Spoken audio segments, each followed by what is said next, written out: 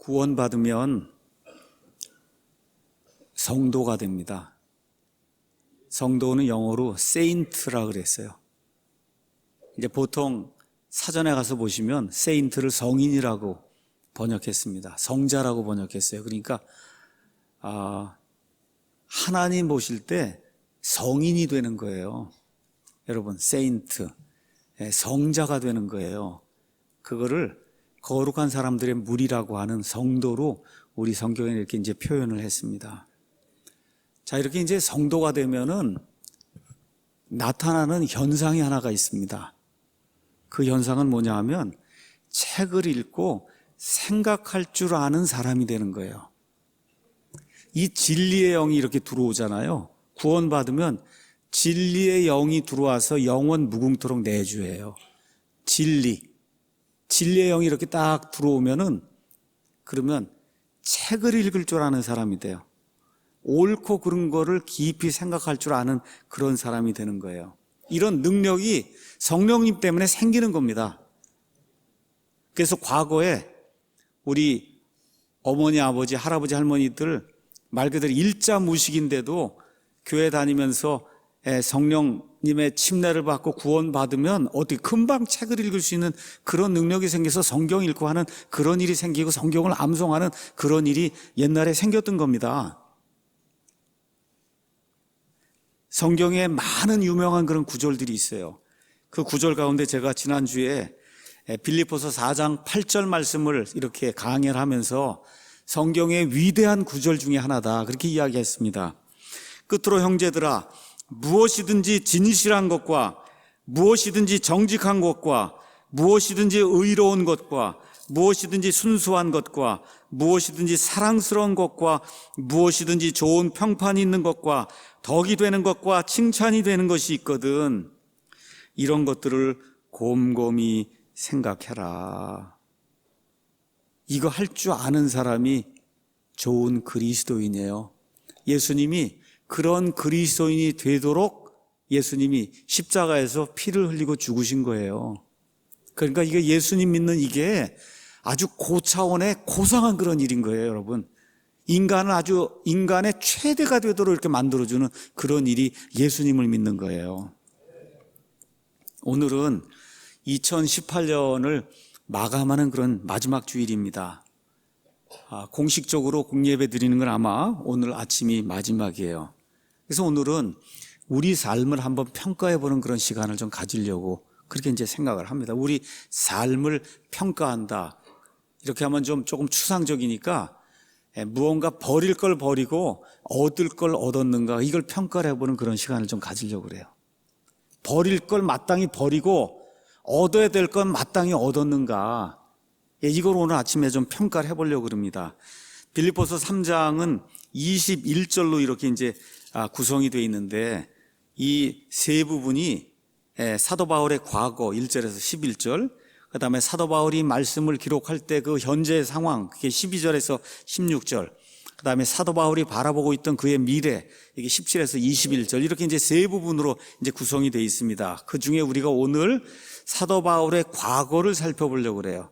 예수님을 믿게 되었을 때 어떤 것들을 버리게 됐고, 어떤 것들을 소유하게 되었는가. 그래서 본인 자신이 어떠한 사람인가 하는 것을 평가하는 그런 내용이 여기 1절에서 이제 11절에 기록이 되어 있습니다. 여러분, 과거가 중요한 거예요. 우리 그리스도인들은 과거가 중요해요. 왜 과거가 중요하냐? 구원받은 날이 하루 있어야 되는 겁니다, 여러분. 구원받은 날 그 과거예요. 구원받을 날이 아니고 이미 구원받은 날이 하루가 있어야 돼요. 그게 몇 년 몇 월이다 그 중요치 않습니다. 중요한 것은 예수님 안에 내 자신을 푹 하고 담궈 놨던, 그래서 예수님의 보혈의 공로로 말미암아 구원받아 하나님의 아들 딸이 된 그날이 과거에 내가 어느 날인지는 정확하게 알지 못하지만 하나님 알고 계시거든요. 그 날이 하루가 있어야 돼요. 그래서 그리스도인의 과거가 중요한 거예요. 이 과거가 우리 그리스도인으로서 이 땅을 살아가는 데 있어 가장 중요한 기초가 되는 거예요. 그래서 이 기초를 놓을 때 우리가 마땅히 버릴 걸 버렸는지, 이 기초를 놓을 때 우리가 마땅히 받을 걸 받았는지, 앞으로 무엇을 향해 전진하고 있는지, 또 우리가 앞날을 바라보며 여기 영원히 사는 것이 아닐진데 앞날을 바라보며 우리 앞에 무엇이 놓여 있는가, 이걸 우리가 정확하게 알고 있는가, 이런 것들을 빌립보서 3장이 우리에게 이야기해 주고 있어요. 그래서 빌립보서 3장은 그리스도인의 삶의 전체, 과거, 그 다음에 현재, 그 다음에 앞으로 우리가 영원히 가게 될 그와 같은 천국에서 이 그리스도인의 삶의 전체를 요약해 주는 이런 말씀이 여기 빌립보서 3장 안에 이제 기록이 되어 있습니다. 그래서 오늘은 그리스도의 생각으로 삶을 평가하는 지혜로운 성도, 이런 그 제목을 가지고 예수님을 믿는 이 상태에서 저와 여러분이 우리 자신을 한번 냉정하게 평가해보는,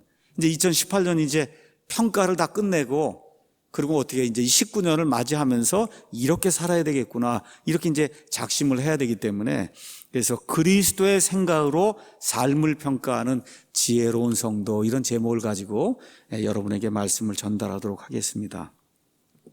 3장 1절에서 2절 가서 보니까 끝으로 나의 형제들아 주를 기뻐하라. 너에게 같은 것들을 쓰는 것이 참으로 내게는 부담이 되지 아니하며 너희에게는 안전하니라. 개들을 조심하고 악한 일꾼들을 조심하며 살을 베어내는 자들을 조심해라. 이렇게 이제 사도 바울이 이 빌립보 교회 성도들에게, 지금 본인이 지금 로마 감옥에 갇혀 있어요. 그렇죠. 이런 상태에서 빌립보 교회 성도들에게 권면의 말을 주는 거예요. 권면의 첫 번째 말이 뭐냐? 경계심을 가지고 살아야 된다. 경계심을 가지고 살아야 된다. 여러분, 저와 여러분이 하나님을 제대로 믿으면 마귀가 절대로 그냥 두지 않습니다. 제가 지난 한 2, 3년 동안 이런저런 일로 참 어려움 겪으면서, 그래서 하나님께 감사한 게 뭐냐? 내가 마귀의 공격의 대상이 됐구나. 우리 교회가 마귀의 공격이 대상이 됐다는 거예요. 그게 무슨 얘기예요? 마귀에게 위협적인 존재가 됐다는 겁니다, 여러분. 맞습니까? 그렇잖아요. 마귀에게 위협적인 존재가 된 거예요. 베드로전서 5장 8절 가서 보니까 정신을 차려라. 너희 대적 마귀가 울부짖는 사자같이 두루다니며 삼킬 자를 찾는다고, 그렇게 성경이 우리에게 이야기해 주고 있는 겁니다. 지금 바울이 감옥에 갇혔어요. 감옥에 갇혀서 자기가 구원시켜 하나님의 아들, 딸이 된 그 자유로운 그런 그 사람들, 빌립보에 살고 있는 그 성도들을 향해서 내가 목사로서 아니면 복음 선포자로서 지금 갇혀 있음에도 불구하고 너희를 하나님께로 인도한 그 사람으로서, 목자로서 경고하고 경계하는 일을 내가 게을리하지 않겠다고 지금 감옥에 앉아서도 그 성도들을 향해 경고의 말씀을 주는 거예요. 그래서 뭐라고 이야기하냐? 같은 것들을 쓴다 그랬어요. 이게 무슨 얘기예요? 이전에도 쓴 적이 있고, 그렇죠. 빌립보 교회에 가서 사도 바울이 이미 가르쳤던 거예요. 동일한 것들을 내가 너희에게 지금 쓴다. 그게 내게 귀찮은 일이 아니라는 거예요. 부담이 되는 일이 아니다. 내게 전혀 부담이 되는 일이 아니라는 거예요. 그렇지만 그거를 쓰는 게 너희의 안전을 위해서 중요하다라고 이야기하면서 목자가 양들을 돌보는 그런 심정을 가지고 사도 바울이 지금 경고의 메시지를 지금 적고 있는 겁니다. 자, 누구를 조심해야 되냐? 2절 가서 보니까 개들을 조심해라. 여러분, 이게 돌아다니고 집안에 있는 푸들 이런 거 아니에요? 예. 아시겠죠? 개들을 조심하고, 사람이에요. 사람인데 개 같은 사람들이 있다는 거예요. 그래서 개들을, 이거 제 얘기가 아닙니다. 이렇게 여기 개라고 나와 있으니까 그대로 얘기하는 거예요. 개들을 조심하고 악한 일꾼들을 조심하고 그 다음에 살을 베어나는 자들을 조심을 해야 된다. 자, 이들이 누구냐? 사도 바울의 일생 동안 구원받은 이후에 사도 바울이 복음을 선포하러 다닐 때 계속해서 개처럼 쫓아다니면서 사도 바울을 물고 뜯고 이렇게 사역을 방해하려고 한 그 사람들을 개, 악한 일꾼, 그 다음에 살을 베어내는 자, 살을 베어내는 자가 알레자를 뜻하는 거예요. 여러분 아시는 것처럼 사도행전이 시작이 되고 사도행전 2장에 오순절 날이 이제 충만하게 이제 오게 되었을 때 성령 침례를 통해서, 그래서 구원받는 사람들이 생겨나면서 신약 교회가 형성이 되는 그런 일들이 이 안에 이제 기록이 되어 있습니다. 자, 신약 교회가 형성이 될 때 구원받은 사람들이 100% 유대인들이에요. 그런 상태에서 사도행전 10장에 고넬료라고 하는 이방인이 구원받을 때까지 약 10년의 세월이 지나갔어요. 그 10년의 세월이 지나는 동안 잘 들으셔야 돼요. 구원받은 사람은 100% 유대인 아니면 유대인 개종자 아니면 유대인하고 이방인들하고 이렇게 혼혈이 된 사마리아 사람들. 이방인은 10년이 지나서 처음으로 고넬료란 사람이 구원을 받은 거예요. 이거를 놓치면 안 됩니다. 이거를. 자, 그래서 복음이 처음에는 100% 유대인들, 유대인 개종자들, 그 다음에 사도행전 8장에 가서야 사마리아에 사는 이 반유대인이죠. 그렇죠. 반유대인들, 또 에티오피아 내시, 그렇죠. 이것도 어느 면에서 반유대인이거든요. 이런 사람들에게 복음이 처음에 이제 선포가 됐어요. 이런 가운데 아시는 것처럼 사도 바울의 핍박이 이제 생기게 되고, 그러면서 사람들이 흩어져 가면서 사도행전 10장, 11장 넘어가면서 드디어 복음이 어디예요? 외부로 저 밖에 안디옥까지 전달되는 그런 일이 최소 10년이 지난 이후에 생기게 된 겁니다. 자, 아시는 것처럼 사도행전 10장에 가면 베드로가 고넬료에게 가서 복음을 선포해요. 그래서 고넬료뿐만 아니라 같이 모여있던 사람들이 성령 침례를 받고 구원받는 그런 아름다운 일이 이제 생기게 된 거예요. 그랬더니 어떻게 됐어요? 유대인들이 소동을 일으켰어요. 아니, 당신이 유대인이면서 어떻게 이방인들의 집에 가서 이방인들과 함께 먹고 거기다 또 이방인들이 성령 침례까지 받게 하는 이런 일을 어떻게 당신이 할 수가 있느냐 해서 이 베드로를 소환을 해서, 그래서 베드로에게 이렇게 묻는 거예요. 도대체 이게 어떻게 된 건지 이실직고를 해라.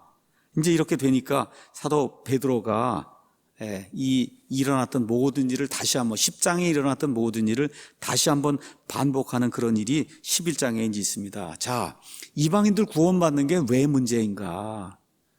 여러분, 유대인들은 본인들만 하나님의 선민이라고 생각을 했어요.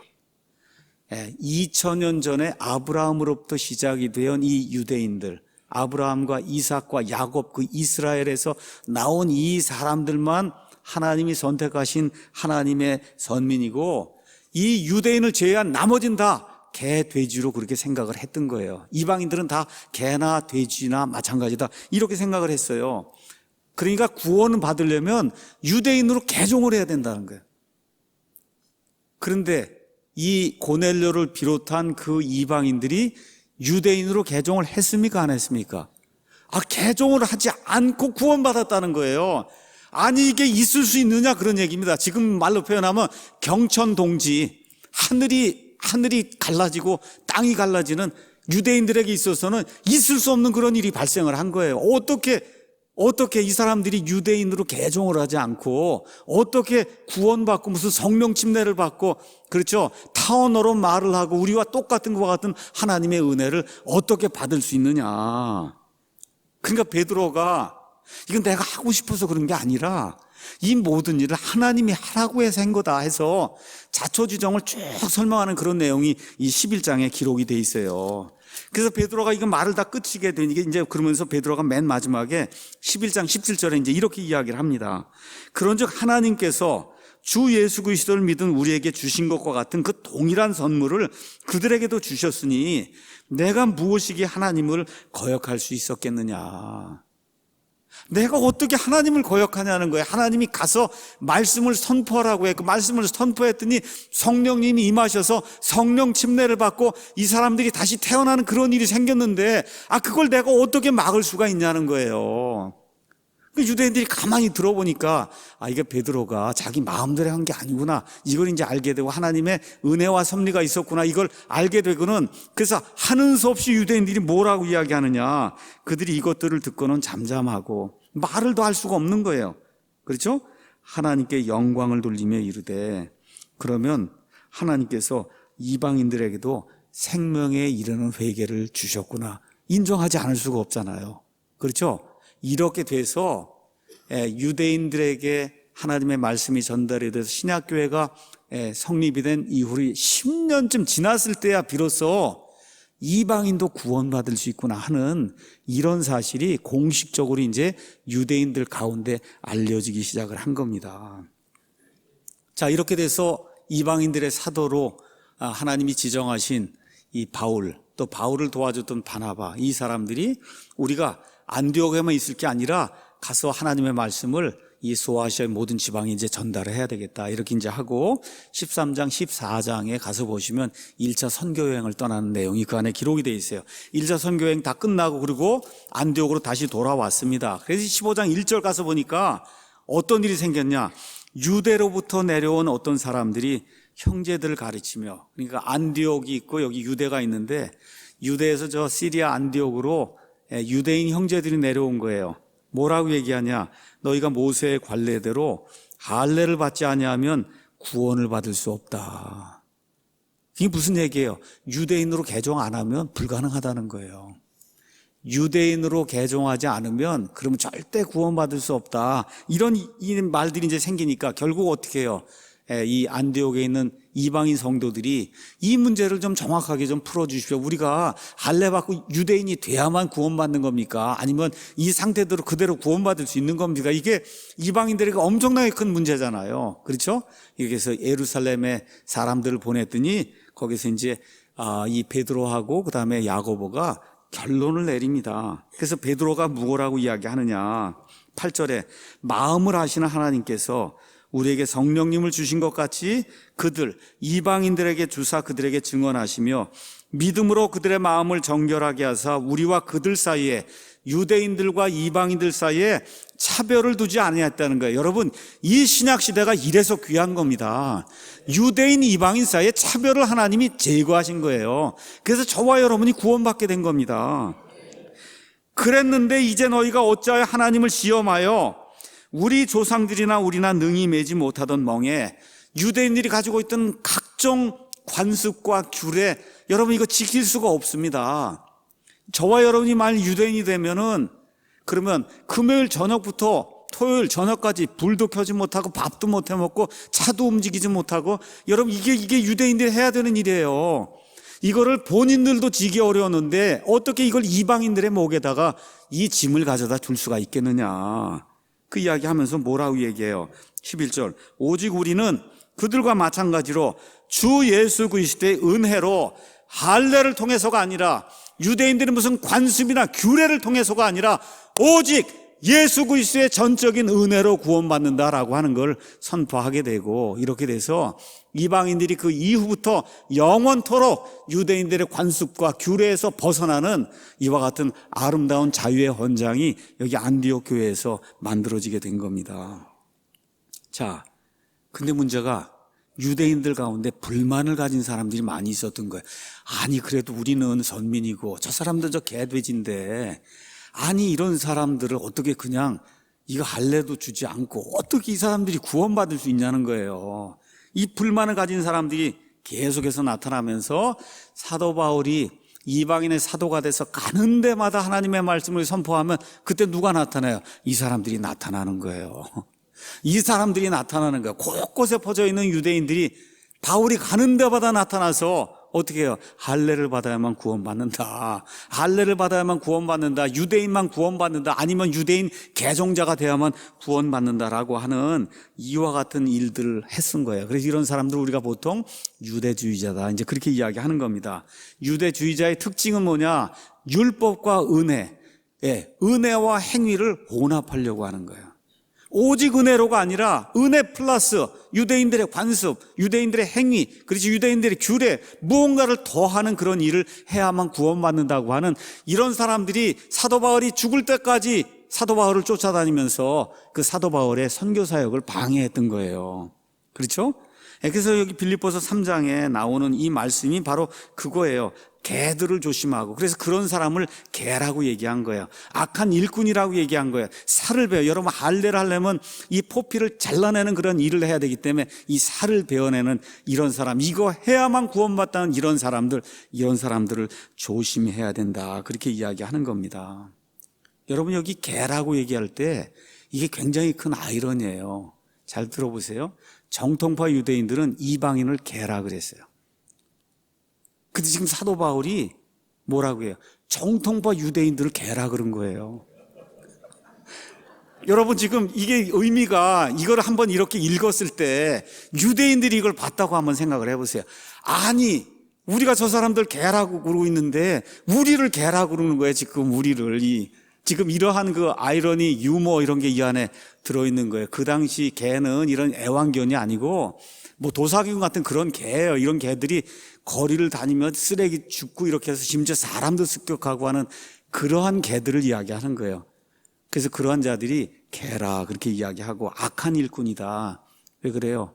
믿음 플러스 행위, 믿음 플러스 행위를 가르치는 건 악한 일꾼입니다, 여러분. 있을 수 없는 일이에요.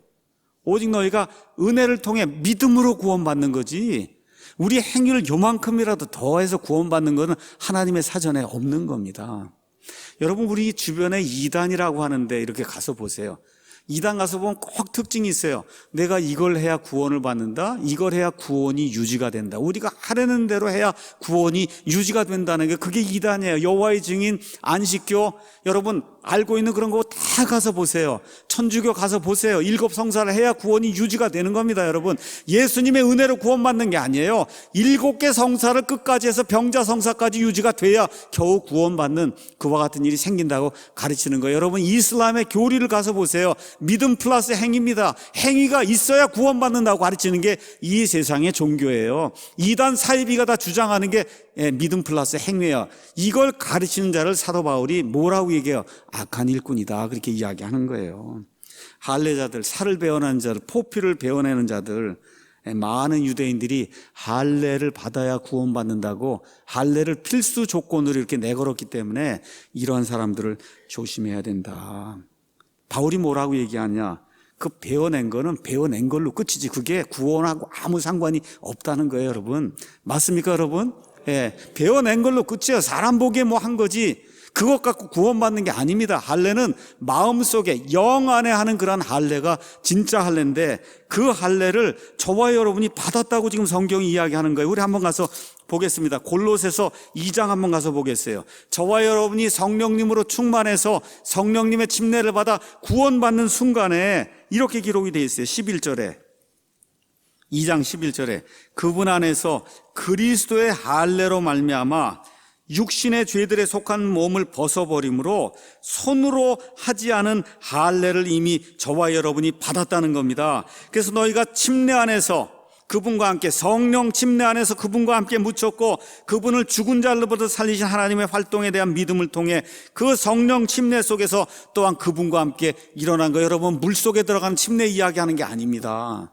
영적인 성령 침례 안에서 저와 여러분이 예수님과 함께 죽었다가 묻혔다가 부활하는 이와 같은 경험을 하게 됐고, 이 일을 그리스도의 할례라고 성경이 우리에게 이야기하는 거예요. 그러니까 저와 여러분이 할례 받은 사람이에요. 어떤 할례를 받았냐? 예수님이 주신 영적인 할례를 받은 그런 사람입니다. 이런 사람이 구원받는 거지 육신적인 포피를 잘라낸 거 이렇게 해서 구원받는 게 아니라고 지금 성경이 우리에게 이야기해 주고 있는 거예요. 자, 그래서 바울이 그러면 어떤 사람이 진짜 그리스도인이냐, 그 내용을 3절에서 6절에 이제 이야기하고 있습니다. 어떤 사람이 그리스도인이냐? 첫 번째, 영으로 하나님께 경배하는 사람이 그리스도다. 영으로 경배해야 돼. 형식이나 장소가 아니라 하나님은 영이시니 하나님께 경배하는 자들이 반드시 영과 진리로 경배할지나 우리 예수님이 말씀해 주셨죠. 여기 지금 여기 뭐 500명, 600명, 700명이 앉아 있어요. 이거 그냥 앉아 있는 걸로 경배하는 게 아닙니다. 이 안에 참된 진리의 말씀이 있고 저와 여러분 사이에 성령님의 교통이 있어야, 그래야 영과 진리로 저와 여러분이 하나님을 높으시다고 이렇게 경배하는 거예요. 그래서 영으로 하나님께 경배하는 사람이 진짜 그리스도인이에요. 비행기를 타서도 경배할 수 있고, 설거지를 하면서도 경배할 수 있고, 차 타고 다니면서도 경배할 수 있는 거예요. 이런 시대가 열린 거예요. 어떤 특별한 장소나 형식이 중요한 게 아닙니다. 이런 시대가 열렸어요. 두 번째, 예수님을 기뻐하는 사람이, 거기 나와 있는 대로 그리스도 예수님을 기뻐하는 사람이 그리스도인이에요. 여러분, 예수님만 기뻐하는 거예요. 우리의 유일한 대속 희생물 예수님만 기뻐하는 거예요. 이 세상에 내가 가지고 있던 어떤 거 이런 거 기뻐하는 게 아니라 예수님만 기뻐하는 그런 사람이다. 그 다음에 세 번째, 육체를 신뢰하지 않는 사람이다. 육체, 뭐 할례 이야기도 될 수 있지만 여기 나와 있는 육체는 세상의 자랑거리, 내가 가지고 있는 육신의 자랑거리라고 생각하시면 돼요. 학식, 재물, 명예, 뭐 자식이 많은 거, 자식이 뭐 잘된 거, 그렇죠? 자동차가 큰 거, 이런 거 자랑하지 않는 사람이라는 거. 우리 예수님 믿는 사람 그런 거 자랑하지 않는 사람이다. 자, 그 얘기를 하면서 바울이 내 예를 한번 들어주겠다. 내 예를. 그렇죠? 이런 사람이 그리스도인이다 하고 자기 예를 드는 거예요. 여러분 이해하시겠죠? 예, 자기 예를. 자, 그래서 자기 예를 드는 내용이 4절에서 6절에 나와요. 나 역시 육체를 신뢰할 수도 있지만 하지 않는다. 자, 그러지만 어쨌든 내가 가지고 있는 스펙을 한번 이야기하겠다. 여러분 육체를 자랑한다는 게 스펙을 자랑한다는 거예요. 스펙. 여러분 많이 들어보셨죠?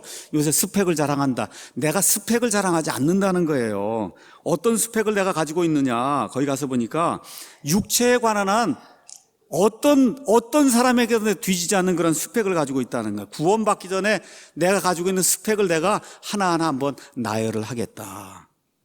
뭐라고 얘기해요? 나는 개종자가 아니라는 거예요. 나는 유대인 개종자가 아니다. 나는 이스마엘이나 에서의 후손가 아니라는 거예요. 나는 정통 유대인이다. 거기 5절에 가서 보니까 이스라엘의 줄기에 속했다. 여러분 아브라함이 있고 그 다음에 누가 있어요? 이삭이 있고 그 다음에 야곱이 있는데 그 야곱의 이름이 이스라엘이잖아요. 그렇죠? 그러니까 아브라함에게 여러 아들들이 있고 이스마엘이 있고 뭐가 다 있는데 그런 데 속한 사람이 아니고, 그렇죠? 이삭에게도 누가 있어요? 에서가 있는데 나 그런 데 속한 사람이 아니고 아주 정통으로 아브라함, 그 다음에 이삭, 그 다음에 이스라엘 요 줄기에 속해서 거기에 달려있는 사람이라는 거예요. 내가 아주 정통파 유대인이다. 지금 그렇게 이야기하는 거예요. 그 다음에 나 베냐민 지파에 속했다. 여러분 이게 베냐민 지파에 하나님이 복을 주셔서 이스라엘이 왕을 구할 때 누가 왕이 됐어요? 베냐민 지파 그 조그만 지파의 사울이 왕이 됐잖아요. 이런 영광을 누렸어요. 그 이후에 다윗이 왕이 되고 나중에 이제 국가가 이제 둘로 나뉘게 돼서 북왕국 이스라엘과 남왕국 유다가 생겼을 때 남왕국 유다는 유다만 있는 게 아니에요. 거기 조그맣게 누가 거기 딸려 있었어요. 베냐민 지파가 거기 딸려 있었단 말이에요.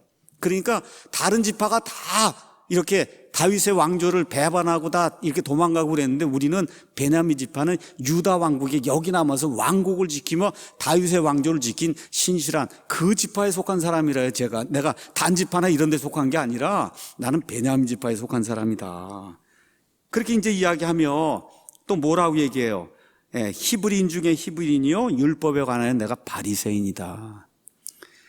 지금은 그 바리새인이란 말을 나쁜 의미로 많이 사용해요. 제 아내도 이제 저보고 바리새인이라고 그러거든요. 그게 무슨 의미예요? 위선자란 얘기잖아요. 그죠? 말로만 하고 안 하는 거. 그렇죠? 그게 위선자예요. 그래서 저한테도 그런 얘기를 하는데 옛날에 바리새인은 그런 의미의 바리새인이 아니에요. 진짜 어떤 사람이 누가 저 사람 바리새인이야 그렇게 얘기할 때는 유대인들의 그 율법의 규정으로 봤을 땐 완벽한 사람이란 뜻이에요, 여러분. 완벽해. 하나님께 하는 그 일을 이렇게 가서 보면 뭐 금식을 하고 헌금을 하고 하여튼 경건 생활을 하고 사람들을 이끌고 뭐 자식들을 키우고 이런 모든 면에서 그냥 100% 완벽한 사람이 그게 바리새인이에요. 그러니까 바울이 내가 바리새인이었다 얘기할 때 위선자라는 얘기가 아닙니다, 여러분. 내가 유대인들의 규정에 관한 한 나는 바리새인이라고 얘기할 정도면 나는 완전한 사람이라고 얘기하는 거예요. 지금 그런 의미로 얘기해요. 어느 정도로 완전했냐? 그 당시에 유명한 가말리엘이라는 랍비가 있었어요. 이 가말리엘의 문화생이었다는 거예요. 자기가 거기 가서 그 발밑에서 그 유명한 가말리엘 그 밑에 가서 내가 율법을 배운 바리새인이다. 지금 그렇게 이야기하는 거예요. 또 율법에 대해서 뭐라고 얘기했냐? 6절에 율법에 있는 의에 대해서는 흠이 없다. 여러분, 이 자랑이 아닙니다. 자랑이 아니에요. 예수님께 한 젊은 청년이 왔죠. 그래서 내가 어떻게 해야 영원한 생명을 얻을 수 있습니까? 그랬더니 뭐라 그래요? 예수님이 이 명령을, 율법에 있는 명령들을 지키라 그러니까 이 청년이 뭐라 그래요? 어려서부터 제가 다 지켰습니다 그랬잖아요. 그게 빈말은 사실은 아니에요. 그 정도로 그렇게 하니까 여기 율법에 관한 한 흠이 없다고 얘기할 정도로 완전한 그런 삶을 유대인들의 관점에서 산 그런 정도의 내가 스펙이 있는 사람이다. 바울이 그렇게 얘기하는 그 정도의 스펙이 있는 사람이다. 그렇게 이야기를 하는 거예요. 자, 그런데 이 정도의 스펙을 가지고 하나님에 대한 열심이 있으니까 어느 정도까지 했냐? 하나님을 믿을 뿐만 아니라 하나님을 반대하는 자들까지 내가 아주 완전히 없애야 되겠다. 이런 마음을 가진 거예요. 이게 여러분, 그래서 어떻게 했어요? 교회를 핍박했다는 거예요. 예수라고 한 사람이 나타나서 하나님의 아들이라고 십자가에 달려 죽고 거기 사람들 추종하는 사람이 나타나고 하니까 이게 마음에 분개심이 일어났던 거야. 저자들 내가 다 처단해야 되겠다. 하나님을 미워하는 자들이라고 생각했던 거예요. 그래서 어떻게 해요? 다마스쿠스까지 가서 그래서 거기서 유대인들을 잡아다가 죽이려고 하고, 사실은 많이 죽이기도 하고, 스데반 사람들이 돌 던져서 죽이고 할 때 거기 가서 동의하고 옷 맡아주고 가서 죽이라 그러고 이런 일을 했던 그런 사람이다. 그러니까 내 거를 지킬 것뿐만 아니라 내 거를 반대하는 사람들까지 다 그냥 완전히 잡아 죽이려고 하는, 말 그대로 열심히 넘쳤던 그런 사람이 바로 나요라고 바울이 지금 여기서 고백을 하는 거예요. 그 결론의 말이 뭐냐? 3절에서 6절에 나오는 결론의 이야기는 이겁니다. 유대인들의 종교적 스펙으로 봐서는 더 이상의 완벽함을 찾을 수 없는 사람이 구원받기 전에 바로 나였다. 아마 사도 바울의 아버지가 이 다소에서 어린 나이에 이 아들을 유학을 보낸 거예요. 저 터키에서 예루살렘으로 유학을 보낸 거예요. 그 유학을 보내면 돈이 많이 들었을 거 아닙니까? 그렇죠. 뭐 하려고 그렇게 했어요? 랍비가 되든지 나중에 사내들인 공회원이 되든지, 애가 보니까 똑똑한 것 같으니까, 그렇죠. 그래서 보낸 거예요. 거기 가서 가말리엘 문화생으로 공부하고, 이스라엘 백성 가운데 그 의를 이야기할 것 같으면 정말 부족함이 없는 그런 사람으로 내가 이렇게 성장을 했다. 지금 바울이 그렇게 이야기하는 거예요. 자, 이렇게 육체를 통해서 의롭게 되는 이런 사람을 우리가 보통 뭐라고 얘기하냐? 행위의인이다. 그렇게 이야기하는 겁니다. 유대인들의 대다수가 행위의인이 되려고 노력을 했던 거예요. 행위의인. 행위를 통해서 의인이 되려고. 여러분, 역사 속에도 많습니다. 지금부터 한 500년 전에 마르틴 루터라고 한 사람이 천주교회 안에서 행위를 통해서 의인이 되려고 하는 똑같은 시도를 하다가 사도 바울의 로마서 말씀을 통해 변화가 됐던 그런 사실 여러분 기억하고 계시죠? 예. 그 이후에 또 감리교를 세운 요한 웨슬리라고 한 사람 역시 규칙을 지키고, 그래서 깨끗하게 살고 경건한 그런 삶을 살려고 노력을 했어요. 그런 가운데 심지어 이 북미 아메리카 대륙에 가서 말을 타고 돌아다니면서 말씀 전도하는 그와 같은 역할을 했는데도 구원받은 그런 확신이 생기지 않았어요. 배 타고 다시 영국에 돌아와서 올더스케이스의 모임에서 흘러나오는 로마서 말씀을 듣고, 그리고 이 규칙 지키고 관례 지키고 깨끗하게 사는 거, 이런 걸 통해서 구원받는 게 아니라는 걸 알게 된 겁니다, 여러분. 우리가 다 그런 사람이었어요. 과거에 깨끗하게 살고 남 위에서 살고 이렇게 하면 그러면 하나님이 구원 주는 걸 이렇게 살던 그런 사람들이에요. 그런데 어떻게 됐어요? 바울이 변화가 된 것처럼 저와 여러분도 행위의인이 되는 건 포기한 사람들이에요. 맞습니까, 여러분? 행위로 의롭게 되는 건 포기한 거예요. 하나님의 영이 들어오면서 그걸 단 안 된다.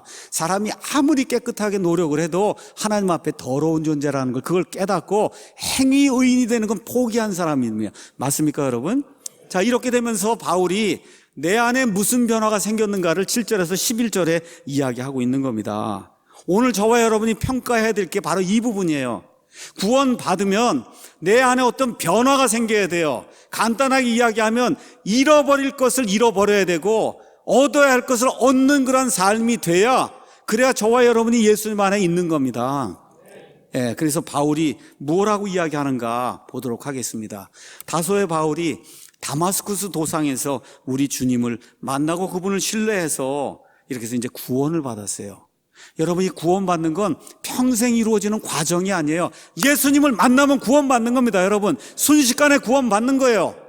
저와 여러분의 상태가 지옥에서 천국으로 순식간에 넘어가는 겁니다. 바울이 그랬던 것, 저와 여러분도 그와 같은 경험을 가지고 있으리라 믿습니다. 자, 이렇게 되면 반드시 잃게 되는 게 있어요. 우리 삶 속에서 잃어버려야 될 게 있어요. 이걸 손실로 처리를 해서 버려야 될 게 있고, 그 다음에 또 있어요. 반드시 얻어야 될 게 있다는 거예요.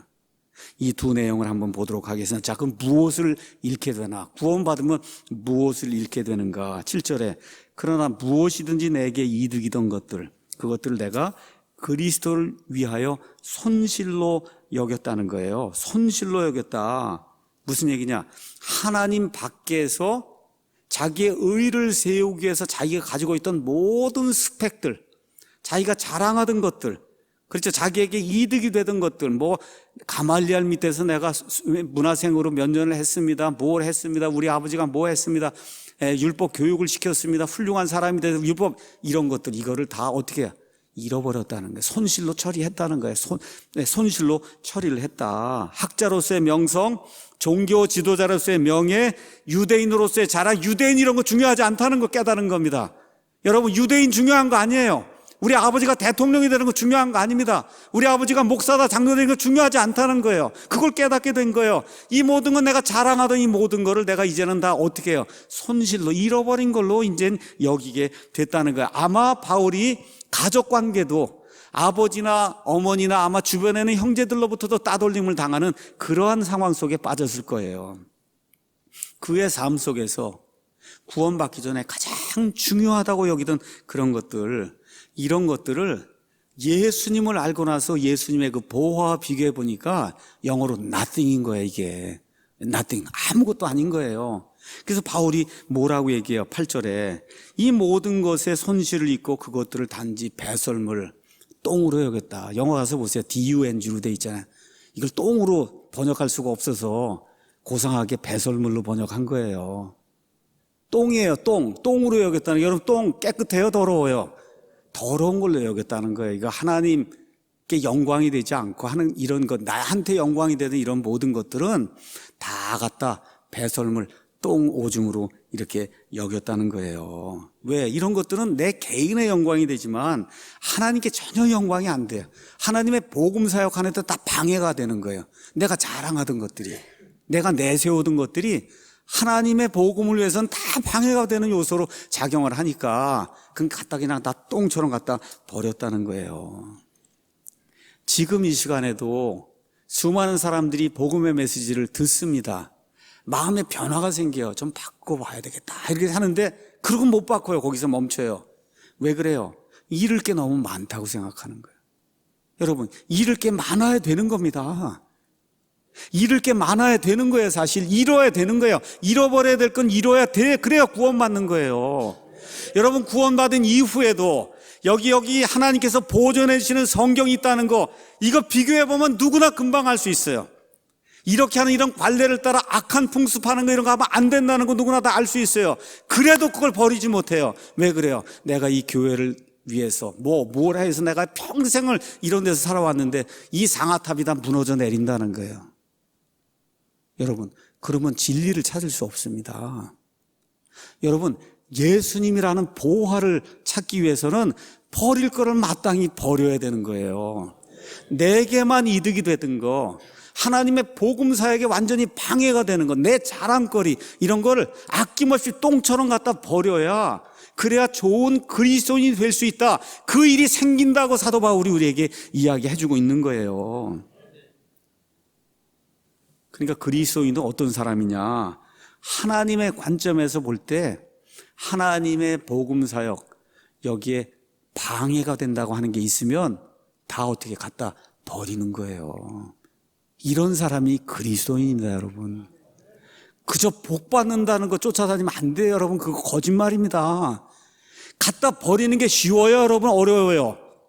어려운 일이에요. 예수님 믿는 게 간단하지만 자기에게 닥칠 일을 하나하나 생각을 해보면 쉬운 일이 아니에요. 이게 제자가 되는 게 쉬운 일이 아닙니다. 근데 여기서 조심할 게 있어요.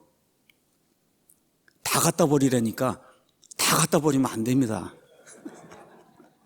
뭐만 갖다 버려야 되냐?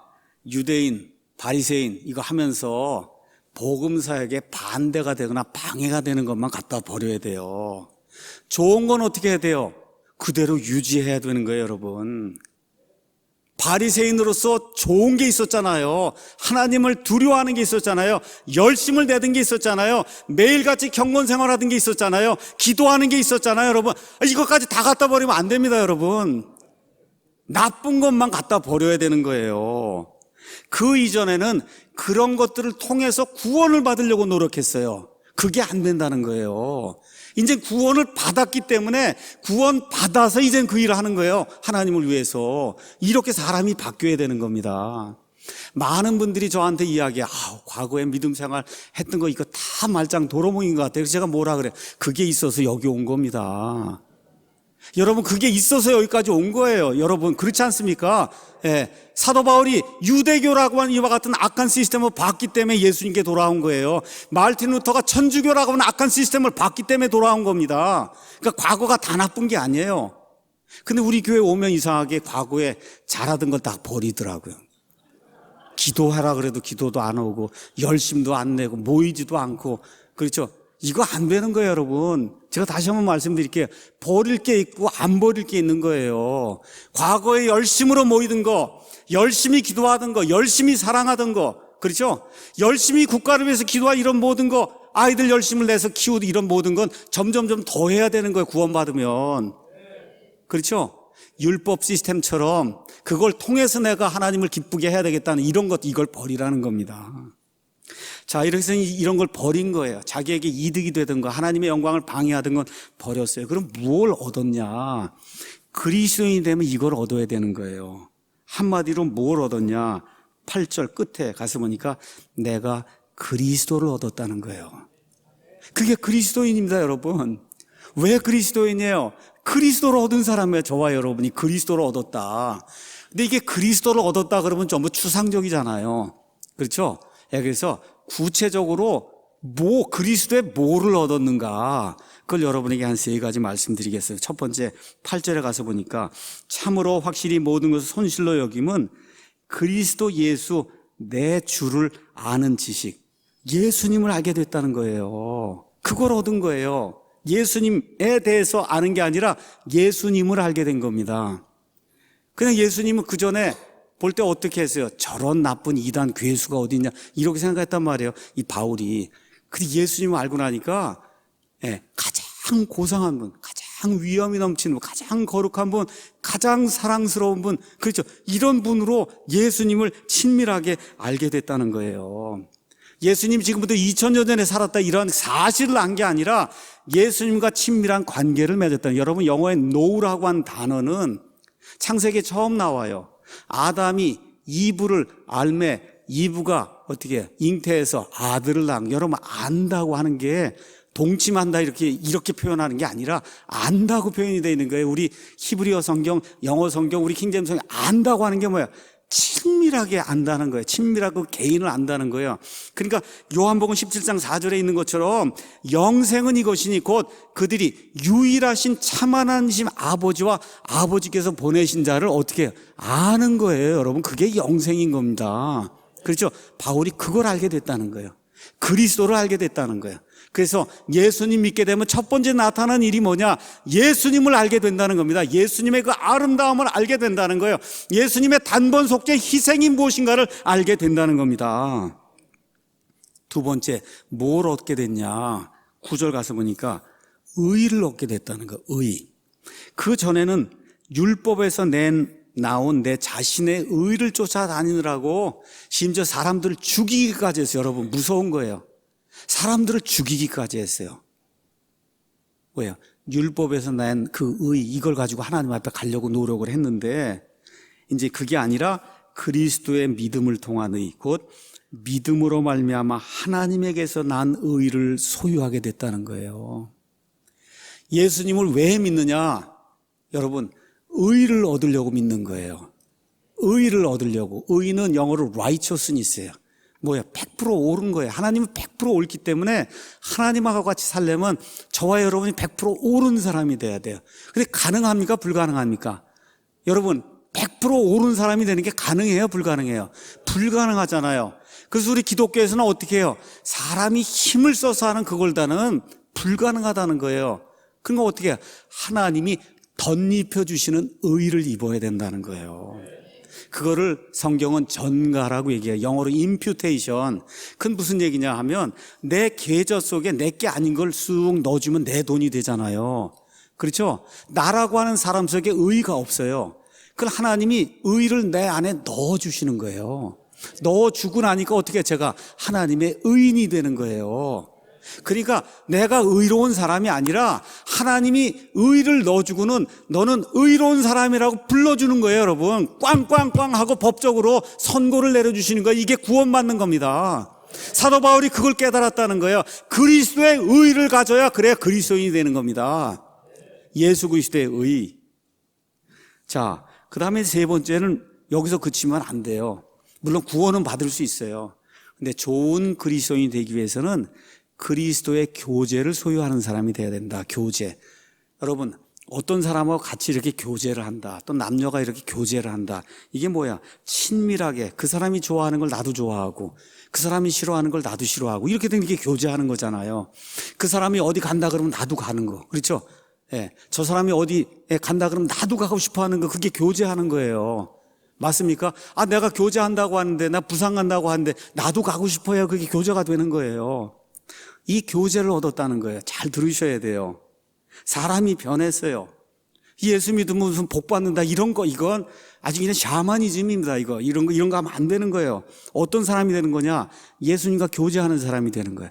그럼 무슨 얘기냐? 쉽게 얘기하면 예수님이 좋아하는 걸 나도 좋아하고, 예수님이 미워하는 걸 나도 미워하고, 예수님이 가기 원하는 데 나도 가기 원하는, 이런 사람이 되는 게 예수님을 따르는 그런 사람이에요. 그분의 삶을 내가 공유하는 거예요.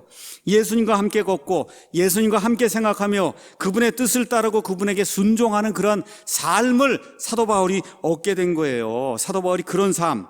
근데 여기서 중요한 게 있어요. 가서 보니까 10절, 어느 정도까지 따라야 되느냐? 내가 그분의 죽으심과 일치하게 되어 그분의 부활의 권능과 그분의 고난에 참여하는 것도 알게 됐다는 거예요. 이게 성숙한 그리스도인이, 잘 들으셔야 됩니다. 복만 추구하는 사람이 아니고 그 아주 저급한 거예요. 아주 저급해. 어떻게 해요? 예수님의 죽으심에도 내가 교제해야 되겠다. 예수님의 고통과 고난에도 내가 참여해야 되겠다. 여기까지 올라와야 멋있는 그리스도인이 되는 거예요. 지금 바울이 그 얘기를 하는 거예요. 나 부활하는 거, 부활의 권능에 참여하는 거, 나 그것만 말한다 그러지 않았어요. 어떻게 했어요? 예수님의 죽으심에 이르기까지 내가 그 예수님을 쫓아가고, 예수님이 십자가에 나간 그 고난까지 내가 같이 가서 예수님하고 교제하는 그런 삶을 살아야 되겠다. 얼마나 멋있어요, 여러분. 이게 그리스도인입니다. 이게 성경 이야기하는 그리스도인이에요. 그래서 사도 바울이 예수님과의 교제까지 얻게 됐다는 거예요. 좋은 그리스도인이 되기 위해서. 그래서 1세기에 살았던 사람들 가운데 사도 바울만큼 그렇게 고난을 당한 사람이 있었는가? 한번 여러분 고린도후서 11장 가서 한번 말씀을 나중에 가서 읽어보세요. 고린도후서 11장. 그래서 바울이 이와 같은 고난을 당했기 때문에 그래서 아주 이렇게 이야기할 수 있었던 겁니다. 우리 한번 가서 고린도후서 잠깐 보겠습니다. 고린도후서 4장 보겠습니다. 16절 제가 읽을게요. 이런 까닭에 우리가 낙심하지 아니하노니 우리의 겉사람은 썩어 없어져도 속사람은 날마다 새로워지는도다. 우리가 잠시 받는 가벼운 고난이 누구를 위해서 받아요? 예수님을 위해서. 뭐예요? 예수님과 교제하려고. 예수님이 가는 데까지 나도 가고 싶다는 거예요. 그래서 교제하는 거예요. 우리를 위해 훨씬 더 뛰어나고 영원한 영광의 무거운 것을 이루느니라. 우리는 보이는 것들을 바라보지 아니하고 보이지 아니하는 것들을 바라보나니 보이는 것들은 잠깐 있을 뿐이나 보이지 않는 것들은 영원하니라. 제가 요 근래 차 타고 다니면서 파이퍼 목사님 설교를 많이 듣습니다. 참 제가 도전을 많이 받아요. 파이퍼 목사님이 그런 얘기를 하더라고요. 이 땅에 많이 살아봐야 얼마 사자는 거예요? 80년 산다는 거예요. 그렇죠? 이 가운데 예수님 때문에 고통받고 고난받고 치욕을 당하고 하는 거 영원이란 관점에서 한번 봐라. 그거 아무것도 아니다. 그런 이야기를 하는데 정말 눈물이 날 정도로 정말 감사하더라고요. 정말로. 지금 바울이 그런 삶을 산 거예요. 우리 사랑 침례교에 나오는 모든 성도들, 우리 아이들, 어른에 이르기까지 예수님의 고통에까지 참여하는 그리스도인이 되기를 예수님의 이름으로 축원합니다. 그저 뭐 주십시오, 부자가 되게 해주십시오, 이런 그 천박하고 저급한 그리스도인이라고 할 수도 없을 것 같아요. 제가 봤을 때. 여러분, 그거는 따라오는 거예요. 오직 첫째로 너희는 하나님의 왕국과 그분의 의를 구하라. 그리하면 이 모든 것을 너희에게 더해 주신다 그랬잖아요, 여러분. 하나님의 의를 구하면 이게 따라오는 그런 삶을 살아야지. 물질을 추구해서 나가면 그러면 어떻게 돼요? 성경에 나와 있는 대로 그 물질이 우리를 꿰뚫어 죽이는 그와 같은 멸망이 온다고 성경이 우리에게 이야기하고 있는 겁니다. 바울이 그 삶을 산 거예요. 그러니까 어떻게 해요? 바울이 이 감옥에 갇혀서도 빌립보서 4장 4절 가서 보니까 이렇게 기록이 돼 있어요. 항상 주를 기뻐하라. 내가 다시 말하노니 기뻐하라. 이거 얼마나 멋있습니까, 여러분? 감옥에 갇혀 있는데도 항상 주를 기뻐하라. 내가 다시 말하노니 기뻐하라고 권면의 말을 쓸 수 있는 그게 어디서 나오느냐? 예수님의 죽으심과 고난까지 내가 참여하겠다 하는 그 마음, 이 마음이 있을 때 이게 가능했던 거예요. 이게 그리스도인입니다, 여러분. 이게 그리스도인이에요. 그래서 우리 그리스도인들이 이런 삶을 목표로 두고 이 세상을 살아야 되는 거예요. 이런 세상을 살려고 하면 어떻게 해야 돼요? 여기 2장 5절에 나와 있는 것처럼 너희 안에 이 생각을 품을지니 그것은 그리스도 예수님 안에도 있던 생각이다. 다시 말해 예수님의 생각을 가지고 내 삶을 평가를 해봐야 내가 잃어버려야 될 거를 마땅히 잃어버렸는가, 내가 얻어야 될 거를 마땅히 얻었는가, 이게 평가가 될 거 아닙니까? 내 생각이 아니라 누구 생각으로요? 예수 그리스도의 생각으로 이걸 평가를 해봐야 되는 거예요. 결론의 말씀 이제 드리겠습니다. 어리석은 사람이 있고 지혜로운 사람이 있어요. 어디서 차이가 나느냐?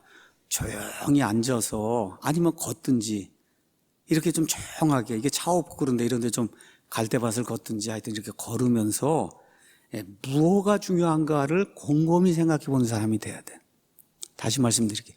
무엇이 중요한가를 곰곰이 생각하는 사람이 지혜로운 사람이다. 영원한 게 있고 잠시 잠깐 이 땅에만 있는 게 있어요. 이 히브리서 11장 가서 모세 이야기를 하면서 모세가 이집트의 모든 보화를 다 버렸어요. 예수님의 치욕을 선택했다 그랬어요.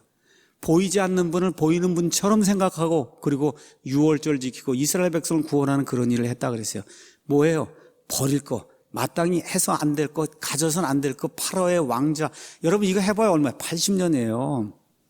그렇죠? 모세는 영원한 것을 바라보고 그 모든 거, 인간이 줄 수 있는 모든 걸 다 갖다 똥으로 갖다 버렸다는 거예요.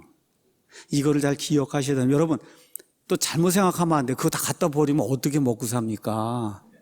우리 아이들도 갖다 버리면 그런 공부도 하지 말, 이런 얘기 아닙니다, 여러분.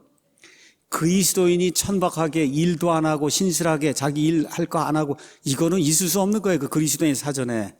그리스도인이 되면 반드시 부지런하게 일하게 돼 있어요. 땀을 흘리면 일하게 돼 있어요. 그래서 믿지 않은 사람보다 더 부자가 될 가능성이 그냥 자연적으로 많게 되는 게 그게 그리스도인입니다, 여러분. 그거를 추구하지 않아도 되게 돼 있는 게 그리스도인이에요. 공부를 열심히 하고 일을 열심히 하는 게 그리스도인입니다, 여러분. 그거 구하지 않아도 하나님의 왕국을 구할 때 하나님이 덧입혀 주시는 거예요. 그런 일들을. 그거를 기억하고 그리고 하나님께 방해가 되는 걸 다 똥으로 여기고 앞으로 나가는 저와 여러분이 돼야 되는 거예요. 그래서 바울은 이와 같은 그 영원한 삶을 생각을 하고 자기의 인생을 베팅을 했어요. 몇 프로를 베팅했냐? 100%를 베팅했습니다, 여러분. 100% 베팅을 했어요.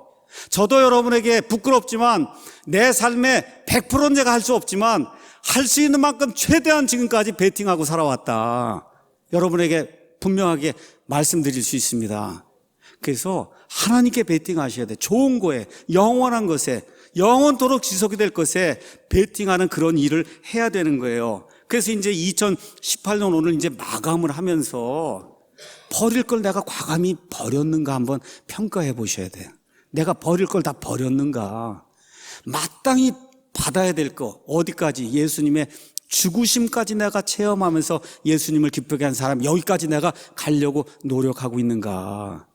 이러한 일들을 곰곰이 생각하고 2019년도에는 1월 1일이 딱 시작이 되는 순간부터 어떻게 해요? 시작해서 그것대로 밀고 나가는 저와 여러분이 되기를 예수님의 이름으로 축원합니다. 기도하겠습니다. 아버지 감사합니다. 오늘 좋은 날 주시고 사도 바울의 예를 통해서 그리스도인이 무엇인가를 알 수 있도록 해주시니 감사합니다.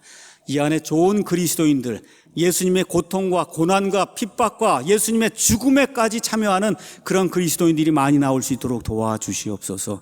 예수님의 이름으로 감사하며 기도하옵나이다.